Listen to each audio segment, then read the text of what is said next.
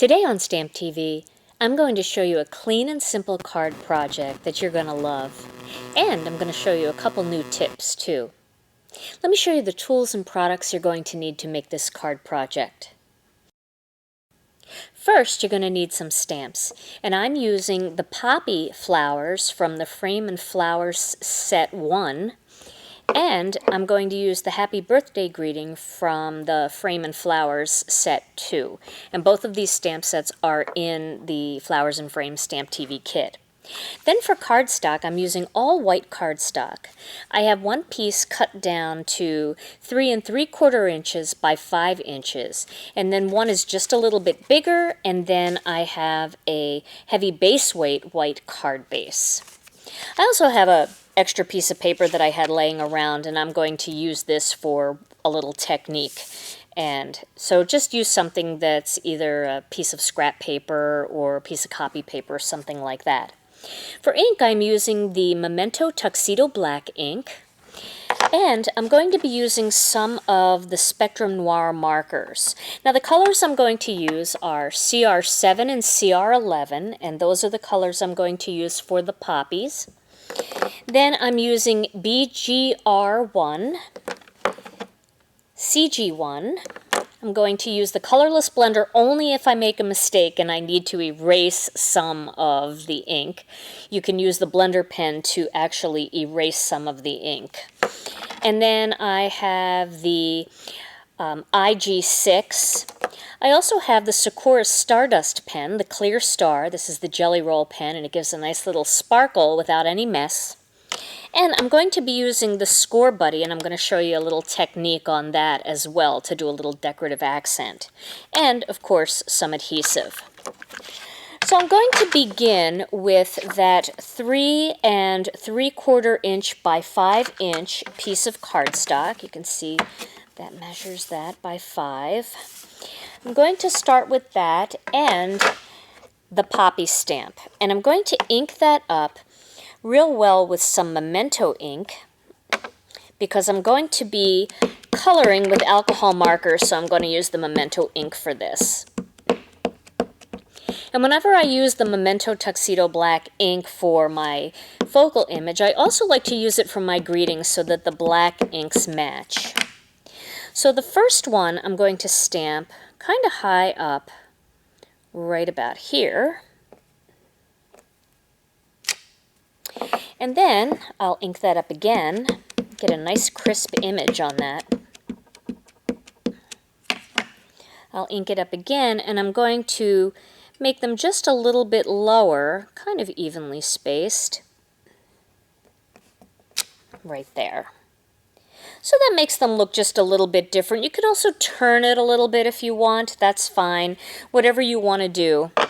Now I'm going to stamp the Happy Birthday greeting, but I'm going to keep it just a little bit lower. I'm not going to go right up at the top. So let me just lean over this here. This will go right about there. Excuse my head if it was in the way. There we go. So there is the Happy Birthday greeting. Now I'm going to color these poppies. I'm going to start with CR7, and I'm going to use the fine detail tip, the bullet tip, and I'm going to start just by coloring that kind of around the perimeter. Come in a little bit. This is kind of an orangey red, and I'm doing this because I want the poppies to have a little bit of glow around the outside. And I told you that if I color outside the lines like I did right there, I can just take my blender pen, same fine tip, and just blend it away. So that gets rid of that. Okay, and then I'm going to take the CR11, which is the darker of the two reds, and I'm going to color this part of the poppy. And this almost has a little bit of pink in it.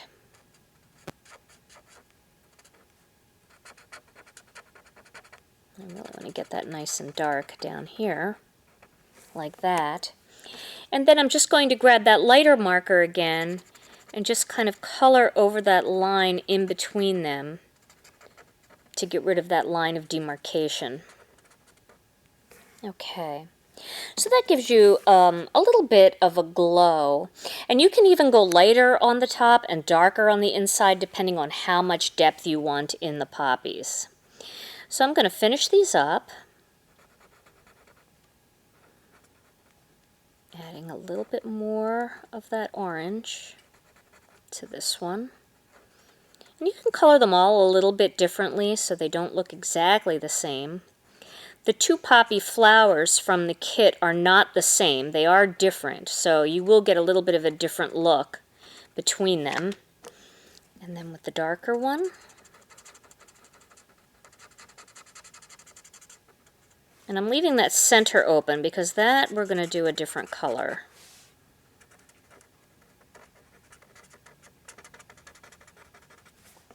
And then blend that together.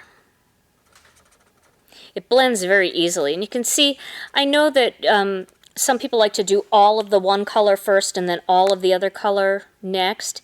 You can do that, but the markers stay pretty wet, and it's kind of nice to have them still sitting up on top of the cardstock a little bit for blending. So if you do one flower at a time, it might be a little bit easier for you to blend. But you can play with it and see what works best for you. I'll do these two the other way. I really like this stamp. It's such a delicate stamp. But it's a real modern looking card. It's clean and it's simple, but it's nice and bright too. And I like working with the tiny tip of the Spectrum Noir markers for these flowers. Even though I'm going outside of the lines a little bit, that can all be cleaned up.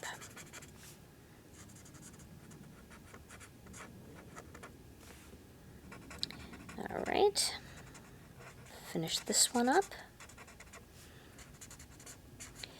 Then I also want to do the stem, and the stem is very delicate, so that one is a little bit more, it's a little tricky, but it's okay if you go a little bit outside the lines. I mean,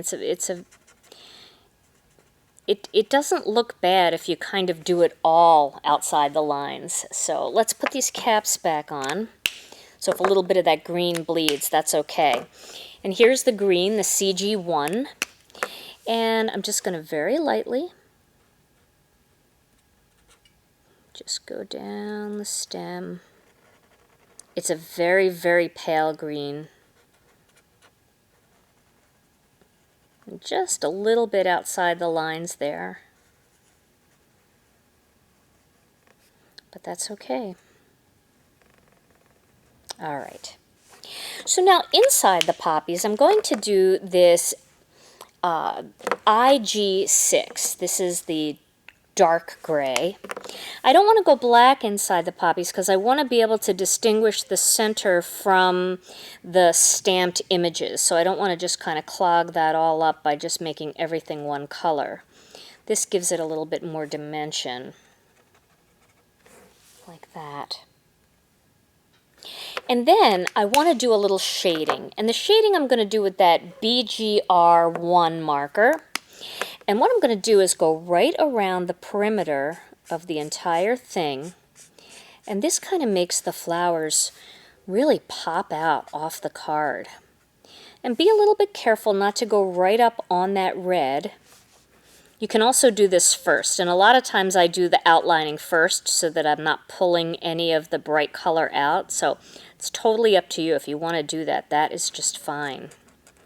But you can see how this is starting to create a nice shadow and just make the flowers glow a little bit. You might be able to see it a little bit better too in the photograph that's under the screen of this video at StampTV.com. And if you like a darker shadow or a bluer shadow, you certainly can try this with lots of other colors. And depending on what your color scheme is for the rest of the card, you may want to go with a warmer tone, like even a soft yellow. Just kind of play with it. It's really fun to outline. The shadow really does make a difference. Okay, and you can see I'm not really all that precise. I just kind of go up alongside it. I'm also going to outline or add a little bit of shadowing into the birthday greeting there, because that's kind of fun to do too. And as long as you use that Memento ink, you definitely won't get any smearing at all. So there, I've added that little bit of a shadow, and now I'm going to add a little shadow here on the happy birthday.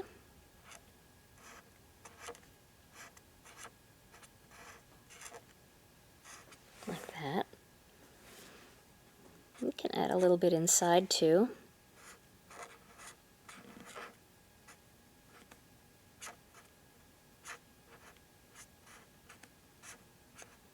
Kind of just makes it jump out a little bit.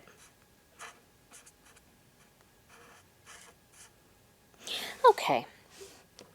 Now, one of the things that I like to do, and I do this quite a bit, when I am layering a card and I really don't want to necessarily match my markers to my cardstock, but rather match my cardstock to my markers, what I'll do is take a piece of white cardstock for my layer. I'm going to use this piece of lemon drop just for a piece of scrap paper.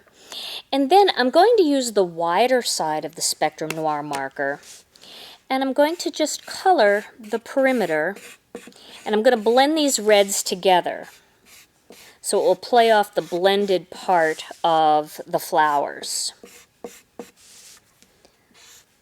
And what's really cool about this, I don't know if you do what I do, but I like to go out and stamp with friends and take supplies, or take supplies when I go to swim meets with my daughter. And I don't want to bring every color cardstock I have. So if you just bring white and you bring your markers, you can make a lot of cards and add a lot of layers to your projects just by using the markers. So now I'm going to go over with that darker red just to add some of that in there. You can see I'm getting a nice smooth blend.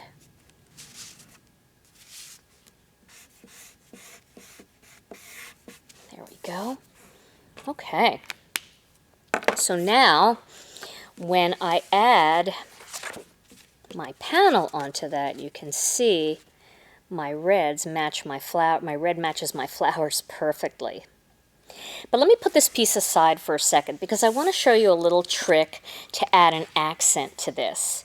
Now, I love clean and simple cards, and I love clean and simple cards because they're really, really easy to mail. You don't have to worry about any bulk at all unless you start adding to them, but then they become less clean and less simple.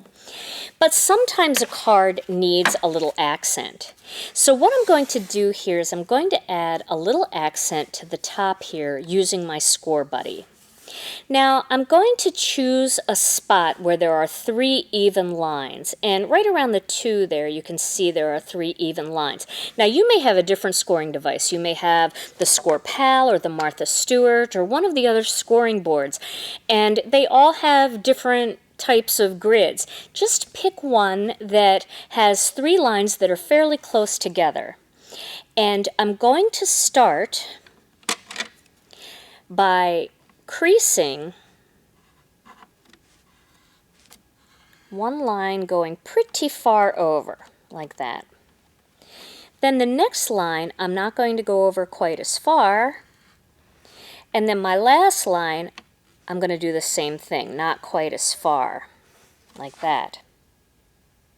But I really want this to protrude out the front of the card. So now that I've placed my lines and I know where they're going to be, I'm going to find 3 similar lines, which are right up here. There are 3 that are the same, and I'm going to do that again and press it out the other way. And you can kind of see where your lines were so that you can make them match. Okay, now when I turn that over, you can see I've got that nice detail there It's just a little something. If you wanted to do the same thing going down here, you could. But that just gives it a little accent that's really pretty, and it kind of balances the card a little bit more.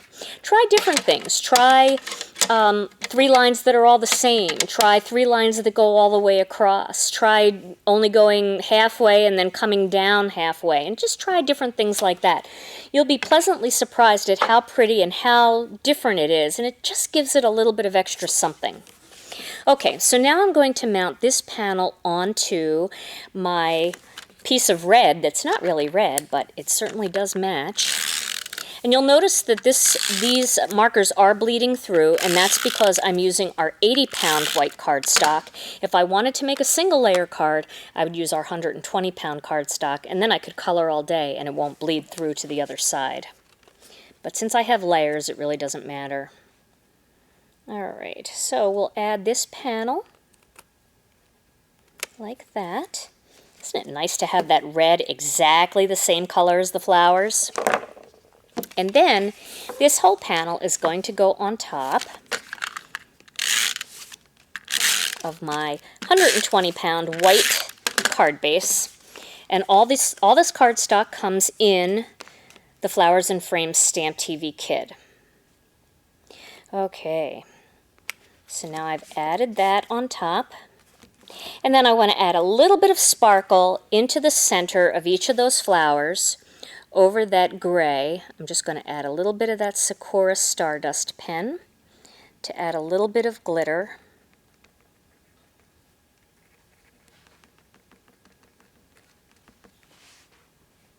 And then I'll show you that. I'll turn that a little bit so that you can see how that sparkle looks. See if you can see that. See that little bit of shimmer in there? That's so pretty. So it's certainly clean and simple and a lot of fun to make. There is today's StampTV card project. I hope you've enjoyed today's video. And thanks so much for watching StampTV. I'm Gina Kay, and I'll be back with more card projects featuring the brand new Flowers and Frames StampTV kit.